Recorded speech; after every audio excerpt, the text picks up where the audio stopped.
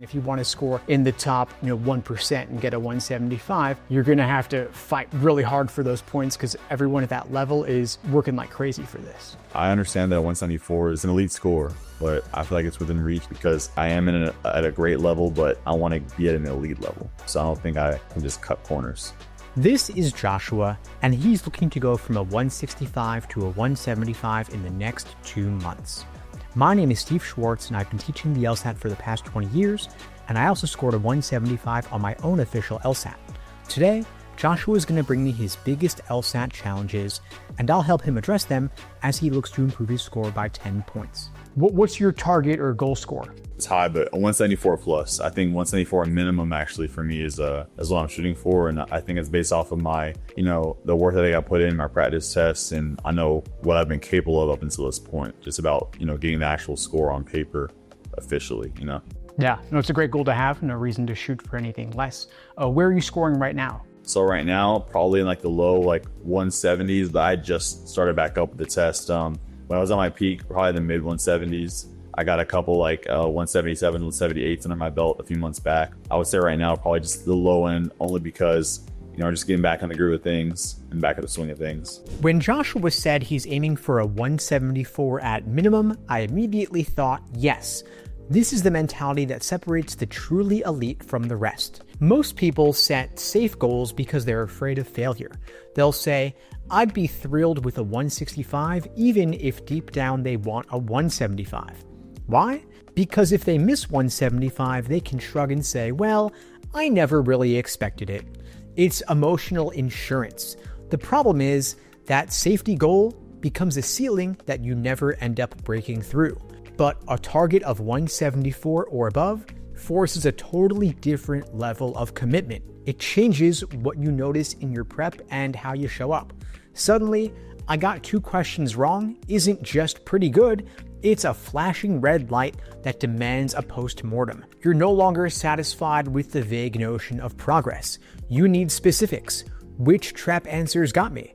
Was it a conditional logic slip? Did I misread the conclusion?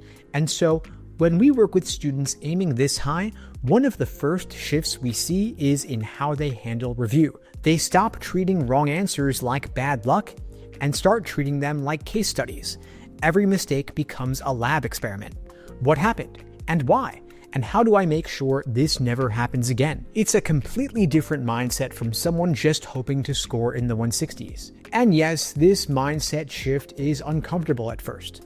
You're going to notice weaknesses that you didn't want to admit. And you'll realize that getting to a 170 was the easy part compared to closing the gap to 175 and beyond. But the people who lean into that discomfort, they're the ones who walk into test day thinking, I've done everything and this is mine. Scoring 174 or above isn't just about the score. It's an entire identity that you build with every study session, every review, and every decision not to accept good enough. How long do we have till your test? 3 months. 3 months, okay. And how many hours per week can you put into your prep between now and then? Well, I can do 3 hours a day. Probably take Saturday and Sundays off because I just want to be able to just decompress. I feel like the last few times I tackled the test, I just put too much on my plate and I overstressed and I think I overprepared. So 3 hours a day for 5 days, 15 hours a week. So maybe 15 to 20 a week. Okay, cool. So 15, maybe a little more hours per week. In terms of the higher scores you had before, what do you think may have led to a drop since then? Probably just, just test day, obviously jitters and, being in prime time. And I'll also say a fatigue. When you want to do well in this test, you just kind of give it your all the time and your guns blazing 100 miles an hour, one direction. And I think I'm utilizing a little bit more grace and a little bit more patience this time around. And I think it's been really benefiting me a lot, just being able to use y'all's approach of not being able to maybe study for 8 hours a day, but maybe just a couple hours a day. Maybe not studying all day during the weekends when I have a day off, maybe just taking that day as a break. I think burnout was a big contributor for my score drop when it comes to being able to duplicate my same scores from practice tests to actual test day assessments. Right.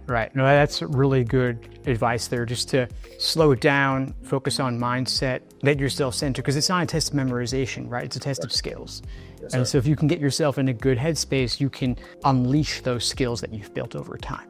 One of the trickiest things about aiming for a 174 and beyond is walking that tightrope between pushing yourself and burning yourself out. And Joshua's mindset here is smart. He's not just thinking, I'll do every question till my eyes bleed. He's asking, how do I keep my brain fresh enough to stay sharp? And that is a pro level move, because at the elite levels, LSAT improvement isn't about more time, it's about better time. Think about it like you're training for a championship boxing match. You don't spar 12 hours every single day until fight night. If you did, you'd be so banged up you wouldn't even make it to the ring. So instead, you train in short, focused bursts with recovery built in so that when it's showtime, you're at your absolute peak. And so when we work with students chasing 175 and above, this is one of the hardest lessons to get across. The temptation is to overtrain because you feel like anything less than total immersion is slacking. But the brain, just like muscles, grows stronger when you give it the chance to recover. That means alternating heavy lifting days, which in the LSAT case would be full-time sections or practice tests, with lighter work days like targeted drills and reviewing mistakes, or even just reading high-density material to keep your comprehension muscles engaged. And here's a big thing. Your recovery activities matter. Scrolling TikTok for an hour between study sessions isn't real recovery. That's like eating a bag of Skittles between gym sets. Real recovery is sleep, exercise, decent food, and yes, even doing something creative or social that takes your mind off the LSAT for a bit. That's how you come back the next day ready to hit hard again. The magic is in finding your personal rhythm. For some students, that's 5 days of intense work and 2 lighter days. For others, it's alternating hard days with easy days. The key is to watch your mental sharpness. If you notice that you're rereading questions, zoning out, or making sloppy mistakes that you never made before, that is a clear sign to pull back rather than pushing harder. And remember, your goal is not to be the most exhausted person on test day. Your goal is to walk in with your brain firing on all cylinders, confident and alert, and that's what's going to help you score at the 174 level and beyond. Hey, real quick guys, a lot of you have been asking me how you can be featured in one of these LSAT study breakdowns and get feedback on your approach. The only way is to join one of my LSAT coaching programs. You can check out the links below to find out more and to book a call with me and my team. We'd be glad to help you out. And now, back to the show. What would you say are any particular weak areas you might have on the test right now? Well, my weak section, I would say, would be reading comp. I'm in no way here to perform bad in any section. Obviously, I'm still getting good scores. It's just I feel like that's my biggest opportunistic section. I have more room to work in those areas, and I feel like that's because test day comes, a little bit more anxiety. It's a little bit more rushed. You have a lot more to read, a lot more to retain, and your mind's racing. And just being able to go through the passages and filtering the structure a lot better will help with those jitters. Being able to retain that information a little bit more and be able to translate what I'm reading into the actual questions itself. Okay, so just, again, performance. It's all about performance. There's no particular section or question type. It's all about just pulling it all together, right? Yeah, exactly. Okay. Yeah. What's your study approach like? What's your study plan like right now? Okay, so right now I try to go to the classes every day that LSAT Unplugged has in store for me. I'm meeting with a great tutor. I try to get at least 2 solid hours with her a week. This week I missed because she's very busy, very popular. A lot of people book with her. So I decided to book for 4 hours next week just to make up that time. And then I also do a bunch of study plan guides that y'all have in place for me to have for my particular plan. So I go about the day and I start with those, and it just helps me reinforce my foundations. I feel like those study guides and those slideshows y'all have and those recorded sessions you have really help beating that foundation, because like you said, this is a skills-based test. I'm not memorizing anything. And you have to rewire the way you think, and that means you also have to rewire the information that you're ingesting on a day-to-day basis. And being the fact that y'all give me information to ingest every day to feed myself and feed my mind and keep me in that LSAT mindset, if you will, is definitely helping me a lot. I drill question by question, one at a time. I'm incorporating more time sections. I've done a plethora of time sections. I think I've done every question on the test up until the last few ones they've uploaded, probably at least twice. The timing isn't necessarily the biggest issue for me. It's more so just the execution that we talked about and just getting back in that mindset. And this is a very learnable test, but you have to buy in 100%. And when you say You've done every test twice. Does that mean, like, out of those 58 numbered exams, 101 to 158? So out of, I would say probably 1 to 155, because I took a hiatus from studying a little bit, and I think they released 3 more additional tests from 2020, I believe, and I don't think I've done those yet. I'm saving those for about a month out before my June test. So probably take them in May, because they're going to be the closest thing towards what we have now. But I've taken 1 through 155 probably twice, definitely. Let's talk about one of the most dangerous phrases in LSAT prep. My timing is fine. The truth is, most people only realize their pacing problem when it's too late, usually halfway through a section when the clock is breathing down their neck and they still have 6 untouched questions. And Joshua highlighted something smart here.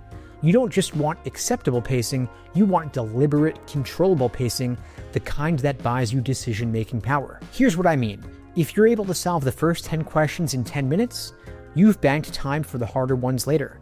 And if you're chewing through every question at the same speed, you're treating question 1 and question 25 the same, which they are not. That's like running the first mile of a marathon at the same pace as you do the last mile up a hill in the rain.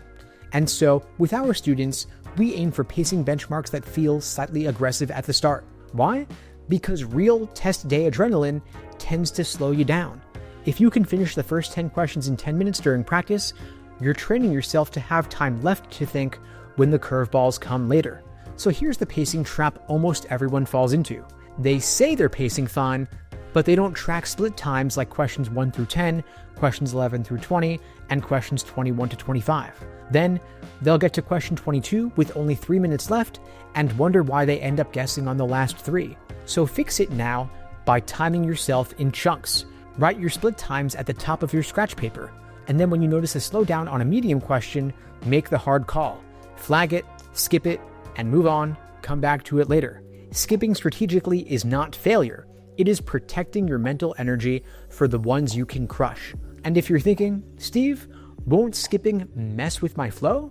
No, it won't. What messes with your flow is burning 4 minutes on a single parallel question and then rushing through the rest. The bottom line is that good enough timing might get you a 160, but if you can master your timing, that's what's going to get you into the 170s. And going forward over these next 3 months, how many practice tests will you be taking under timed conditions and under what level of frequency? Like 1 a week? 1 a week is what I want to shoot for. I think before I got into a place where I was just cranking out test after test after test just to see scores. And that's not how you get better. You might get a warm and fuzzy. I might have felt better from seeing the 170 whatever, but I wasn't getting any better. I was just pulling that lever constantly and just hoping I landed on, on my lucky number. That's not how I think I should go about studying now. I think 1 test a week timed in actual testing conditions would be amazing for me. And then maybe another test, but broken up into different sections individually over a few days would also be beneficial, just for me to just drill, stay in that pace as the time comes. I don't want to be too slow on the clock. I definitely got to keep up that pace. So one of the sneakiest traps LSAT students fall into is thinking the fastest way to improve is to do more. More sections, more full tests, more late night drilling until your eyes feel like they've been reading fine print for 12 hours. But the problem is, more practice without better practice is just running in place. Joshua hit on something critical. Sometimes the biggest leaps happen not when you add hours, but when you change how you spend them. And so when we work with students, I see this all the time. They'll come in burned out, cranking through 3 practice tests a week, but their scores haven't moved in months. Why?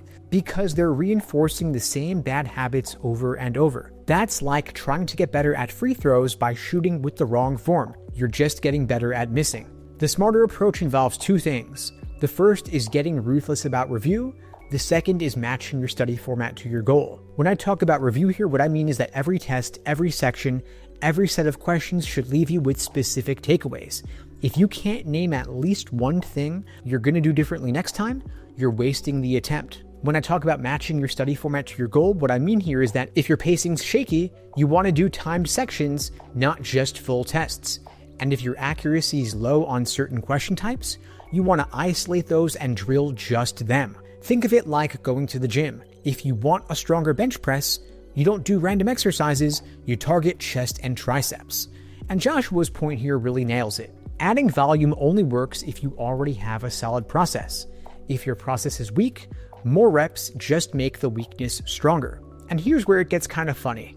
The students who think they need more quantity are often the ones who benefit most from slowing down. If you want to feel uncomfortable, try spending 30 minutes on a single question, breaking down every choice and writing out why you would pick it or eliminate it. That is mental heavy lifting, and that's what rewires your instincts.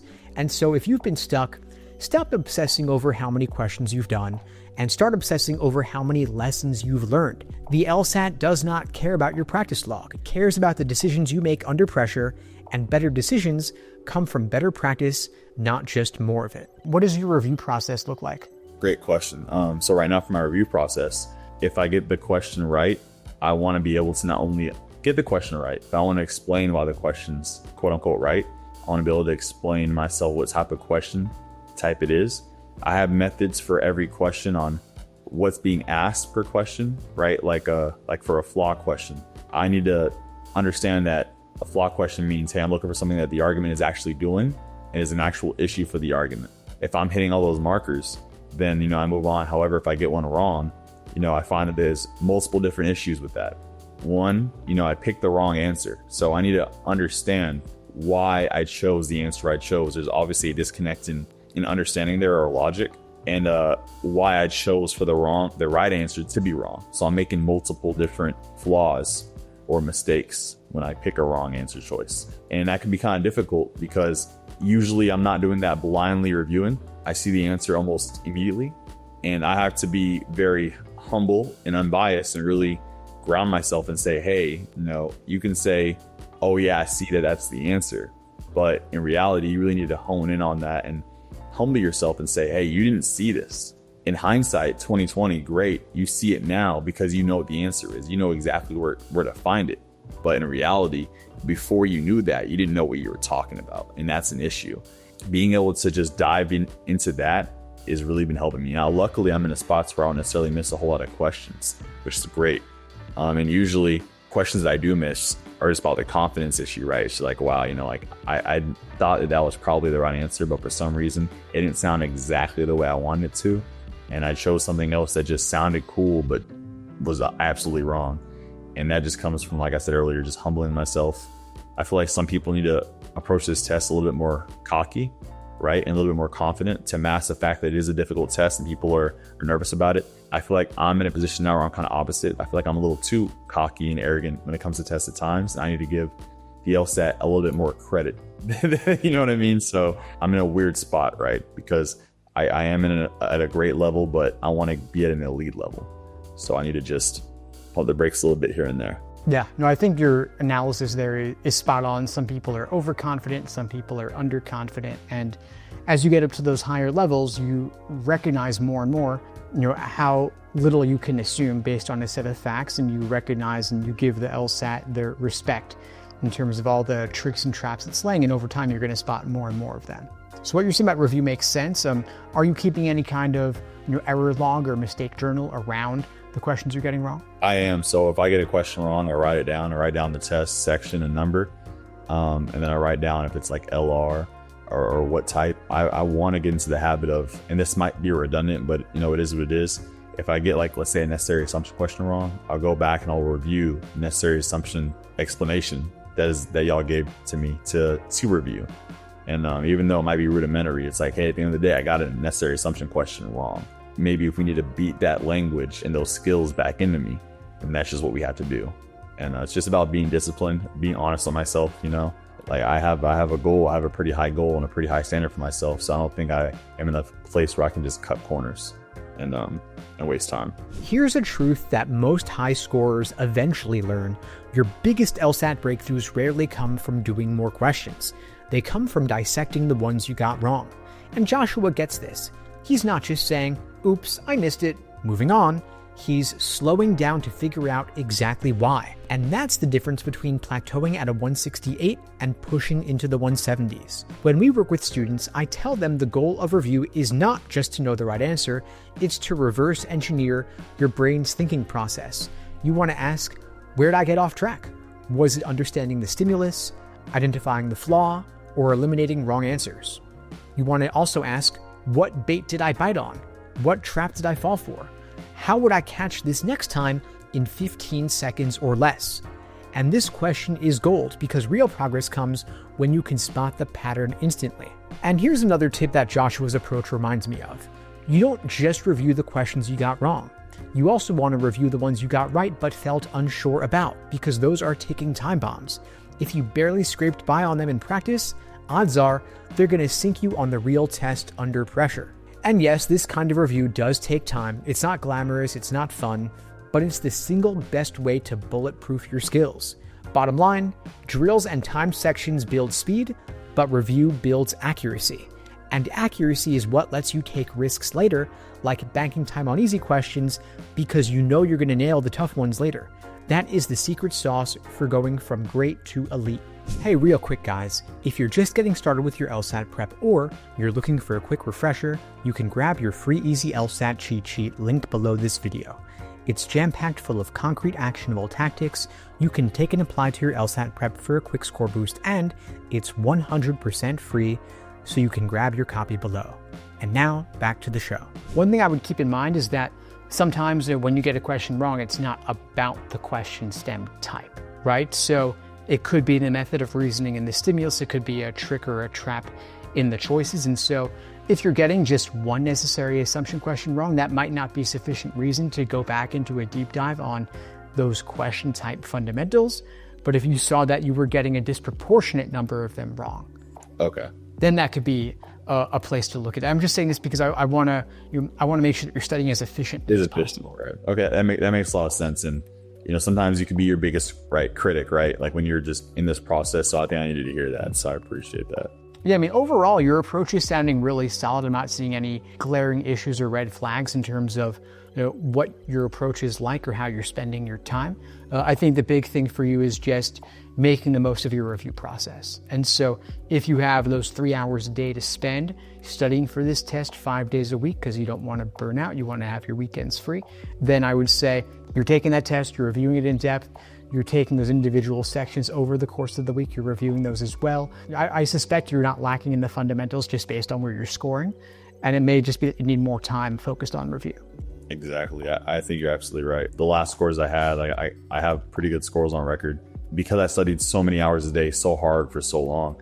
I think I made leaps in the tests too fast, and I was making progress and I understood a lot, but I feel like in a way it was also false confidence because you can get it and it's like, oh wow, I get everything, bam, bam, bam, I'm hitting all cylinders, but that doesn't mean that you're going to be efficient or you're going to be optimal in that language or what you're doing. So and the other thing is that the gains get harder as you go up, right? It's a lot easier to go from a 155 to a 165 than from a 165 to a 175. Right. And beyond, right? So it gets harder to fight for each additional point. A lot of times students will see big gains quickly just because they're learning the language of the test and getting the fundamentals, and then it slows down over time, and that's just to be expected, right? I mean, if you want to score in the top 1% and get a 175, you're going to have to fight really hard for those points because everyone at that level is working like crazy for this. But yeah, Joshua, I mean, honestly, I think overall you're doing the right things. The big thing I would say is just make sure that you're using your time efficiently. Recognize that when you look at your review process, there's the stimulus, the question stem, the answer choices, as you said. There's a couple of mistakes. One is that you chose the wrong answer. The other is that you didn't choose the right answer. And so you want to look at what was tempting about the wrong answer that made you pick it, what ultimately makes it wrong, what was discouraging about the right answer that pushed you away from it, and what ultimately makes it correct in the end. So make sure that you're dividing your review analysis into those categories in addition to looking at the tricks and traps in the design of the stimulus or the argument itself. Too many students treat the LSAT like they can cram for it the way they did for a college midterm. They'll think, if I just put in a brutal month of studying, I can get this over with. But that mindset is a trap. The LSAT is not about how much you can jam into your brain in 30 days.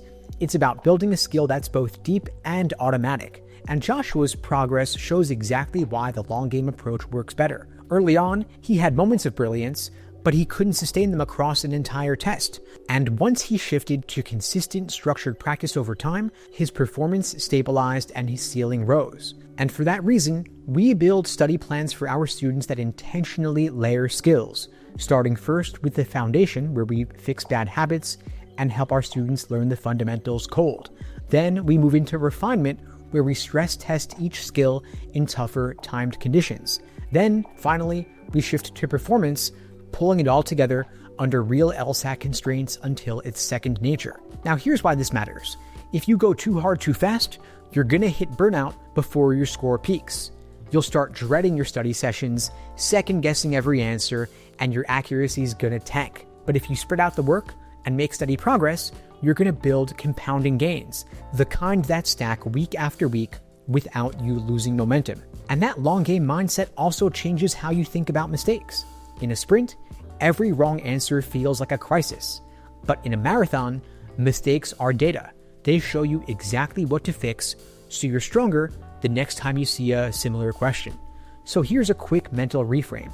The sprinter asks, how can I get the fastest score bump right now? But the marathoner asks, how can I make sure my score is still improving a month from now?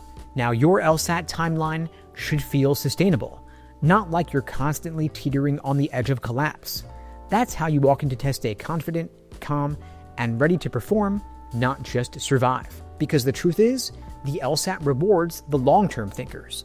And if you're playing to win, you want to train in a way that leaves you peaking at exactly the right time, not 2 weeks before, and definitely not 2 weeks after. Before we sign off, any other questions or anything else I could do to help you out right now? Not necessarily, Steve. I just want to say I really appreciate it, and yeah, I'm very hopeful for June. I understand that 174 is it's an elite score, but I feel like it's within reach, and I feel like if you just do this the right way, take your time, be patient, more diligent, I feel like, I can easily get there. Awesome. Well, keep putting in the work. You're doing the right things. You're on the right path. If you have any questions or need anything, you could always reach out, email, text, and I'm happy to help. Thank you so much. I appreciate it.